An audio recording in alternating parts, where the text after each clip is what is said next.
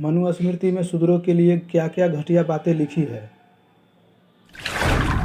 मानवता के कल्याण के लिए परम सृष्टिकर्ता ब्रह्मा ने अपने मुख से ब्राह्मणों को जन्म दिया, क्षत्रियों को अपनी भुजाओं से, वैश्यों को अपनी जांघों से और शूद्रों को अपने पैरों से पैदा किया। भगवान ने कहा कि एक शूद्र का कर्तव्य है कि ऊपरी वर्णों की श्रद्धापूर्वक सेवा करे, उसका यही धर्म है।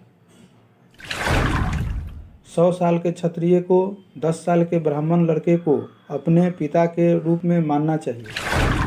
वह जो शूद्र विद्यार्थियों को निर्देश देता है और वह जिसका शिक्षक एक शूद्र है, वह श्राद्ध में आमंत्रित होने के लिए अयोग्य हो जाएगा। एक शूद्र शिक्षा प्राप्त करने के लिए अयोग्य है। ऊपरी वर्ण शूद्र को शिक्षा या सलाह ना दे। यह आवश्यक नहीं है कि शूद्र को नियमों और संहिताओं का पता होना चाहिए और इसलिए उन्हें पढ़ाने की जरूरत नहीं है। जो इसका उल्लंघन करेगा वह नरक में जाएगा। शूद्रों की उपस्थिति में वेदों को कभी नहीं पढ़ना चाहिए। सिर्फ एक ब्राह्मण सभ्य होता है, न्यायाधीश के रूप में कार्य करे, लेकिन शूद्र कभी ऐसा नहीं कर सकता। एक राजा जिसके साम्राज्य में शूद्र कानून का पालन कराए, वह साम्राज्य दलदल में गाय की तरह डूब जाएगा। एक ब्राह्मण शूद्र को बिना किसी वेतन के सेवा करने का आदेश दे सकता है, क्योंकि ब्राह्मणों की सेवा करने के लिए शूद्र को बनाया गया है। भले ही ब्राह्मण शूद्र को गुलामी से मुक्त कर दे, लेकिन शूद्र फिर भी गुलाम बना रहता है। किसी को भी उसे मुक्त करने का अधिकार नहीं है।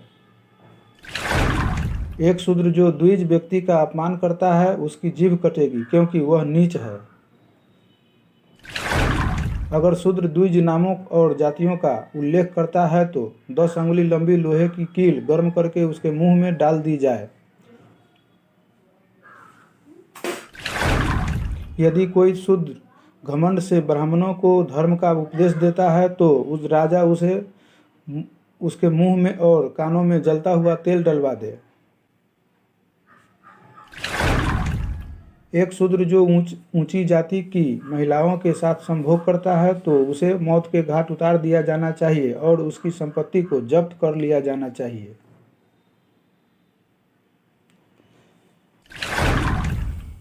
एक ब्राह्मण शूद्र को बाध्य कर सकता है, चाहे वह खरीदा गया हो या बिना काम किया हुआ हो। एक शूद्र किसी अन्य वर्ण में शादी विवाह नहीं कर सकता। किसी भी शूद्र के पास खुद की संपत्ति नहीं होना चाहिए। उसके पास खुद का कुछ भी नहीं होना चाहिए। एक धनी शूद्र का अस्तित्व ब्राह्मणों के लिए बुरा है। एक ब्राह्मण शूद्र के माल पर अधिकार कर सकता है। एक ब्राह्मण बिना किसी हिचकिचाहट के शूद्र की संपत्ति जब्त कर सकता है। एक शूद्र जो सिर्फ अपना पेट भरना चाहता है, एक वैश्य की सेवा कर सकता है। यदि वह जीवित रहने का अस्थायी साधन चाहता है तो वह एक क्षत्रिय की सेवा करे, लेकिन वह स्वर्ग जाना चाहता है या अगली पीढ़ी में उच्च या श्रेष्ठ जन्म चाहता है तो उसे ब्राह्मणों की सेवा करनी चाहिए। एक शूद्र का सबसे पवित्र कर्तव्य ब्राह्मणों की सेवा करना है। हमेशा ब्राह्मण शब्दों का अत्यंत भक्ति के साथ पाठ करना चाहिए। ऐसे शूद्र को मोक्ष मिलेगा, अन्यथा वह सबसे बुरी मौत मर जाएगा और सबसे बुरे नरक में जाएगा। एक शूद्र जो स्वर्ग के लिए ब्राह्मणों की सेवा करता है, उसे ब्राह्मणों का नौकर कहा जाएगा।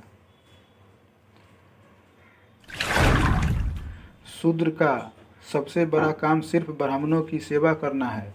इसके अलावा वह जो भी कुछ करेगा उसे उसका कोई फल नहीं मिलेगा।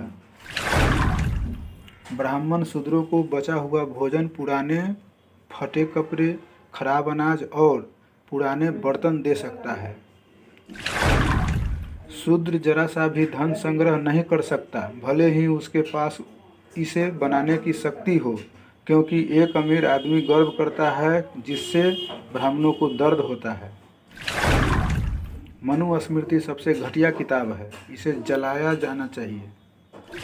इसी कारण बाबा साहब भीमराव अंबेडकर ने 25 दिसंबर 1927 को मनुस्मृति दहन किए थे।